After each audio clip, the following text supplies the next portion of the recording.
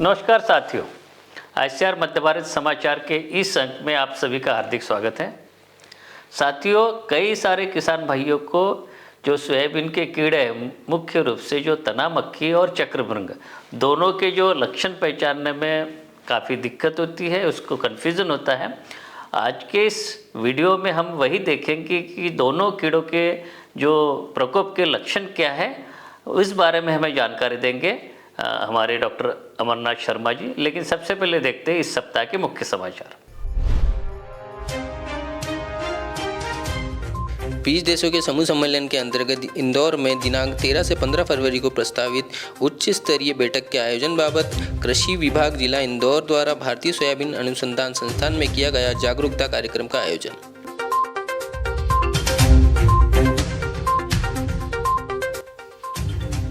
जागरूकता कार्यक्रम में जिला इंदौर की सहायक संचालक कृषि सुश्री नम्रता गुरनानी ने दी G20 तथा मोटे अनाज के प्रमोशन की जानकारी।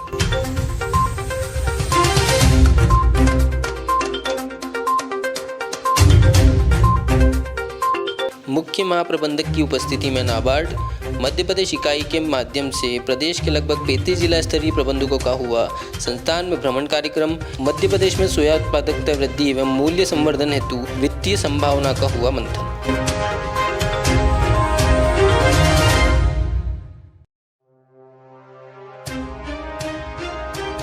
सोयाबीन आधारित फसल प्रणाली एवं उत्पादन तकनीकी के प्रचार प्रसार हेतु नाबार्ड करे संस्थान की वित्तीय सहायता। निदेशक डॉक्टर के सिंह का आह्वान।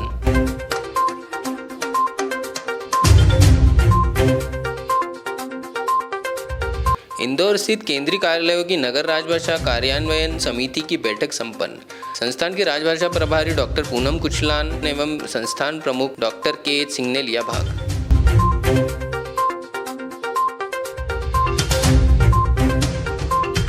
आत्मा परियोजना जिला उज्जैन के संयोजन से 35 महिला कृषकों के भ्रमण दल को सोया प्रसंस्करण एवं उत्पादन तकनीकी की दी गई जानकारी।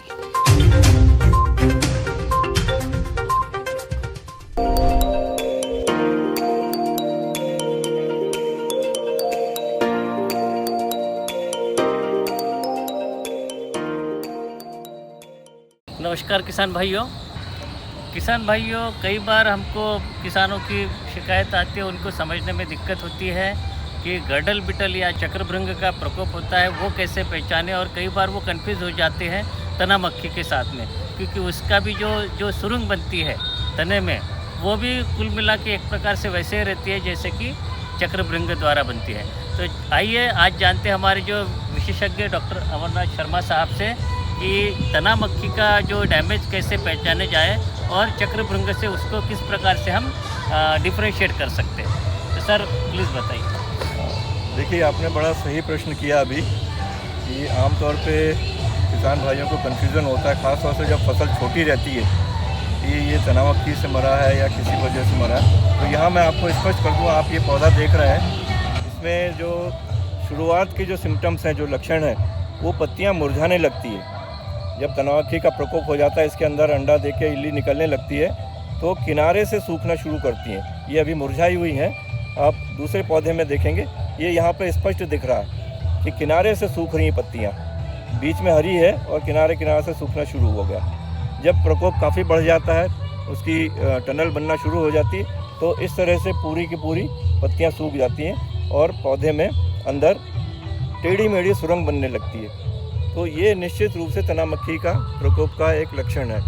इसमें कभी कभी एक और बीमारी की वजह से भी इस तरह से देखने को मिलता है, लेकिन उसमें पत्तियां किनारे से नहीं सूखती हैं, पत्तियां पूरी की पूरी सूखती हैं और जो ये हिस्सा है, जो कि ज़मीन के पास का हिस्सा है, वहाँ पे सफ़ेद सफ़ेद फफूंद लगी दिखेगी आपको, वो कॉलर रॉट नाम की बीमारी से होता है। तो पत्ती सूखने से ही सिर्फ हम अंदाज़ नहीं लगा सकते कि ये तना मक्खी से है कि फफूंद से। जब तक आपको नीचे फफूंद नहीं दिखे, तब तक आप ये मान लीजिए कि ये तना मक्खी से ग्रसित पौधा है।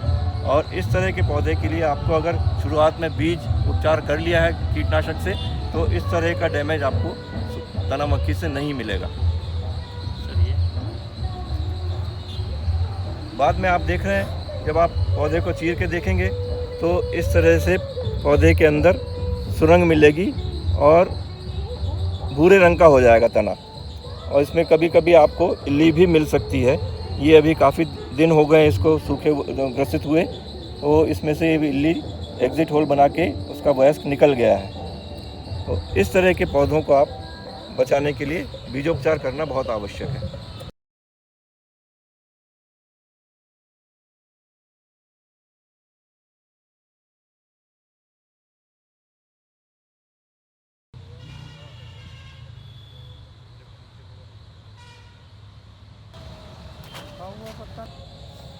ये लगाओ, क्या बोलना है तो बोलिए सर। उसके प्रकोप के इसकी जो मादा मक्खी है, वयस्क है, वो इस तरह से रिंग बनाती है डंठल के ऊपर, और जिसकी वजह से नीचे से पानी जाना और पोषक तत्वों का जाना बंद हो जाता है और उसके कारण ये पत्ती सूखने लगती है। ये देखिए ऊपर का भाग पूरा सूख रहा है ये, और ये आप इस पौधे में भी देखेंगे गर्डल बीटल के ऊपर का जो हिस्सा है वो सूखने लगता है। तो ये लक्षण है जब आपको खेत में अपनी फसल में दिखने लगें तो इसके नियंत्रण के उचित उपाय करने चाहिए। अगर इल्ली यहाँ से निकल के मुख्य तने में आ जाती है, फिर कोई कीटनाशक वहाँ तक पहुँचने में सक्षम नहीं रहता है, मुश्किल रहता है इसका कंट्रोल करना। तो जब ये इल्ली इसके अंदर है, छोटी सी डंठल के अंदर, तभी हमको कीटनाशक का प्रयोग कर लेना चाहिए, तो उसका समुचित नियंत्रण हो सकता है। ये देखिए और सूखी हुई पत्ती है। अब इसमें से जो दिख रहा है मुझे कि गर्डल के ऊपर का भाग पूरा सूख चुका है और नीचे यहाँ पे संभवतः इल्ली होनी चाहिए कहीं।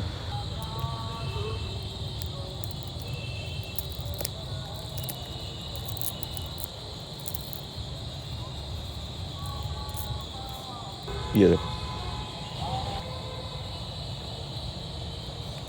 और इसको थोड़ा सा घुमाता हूँ तो ये आपको एग्जिट होल भी दिख जाएगा ये।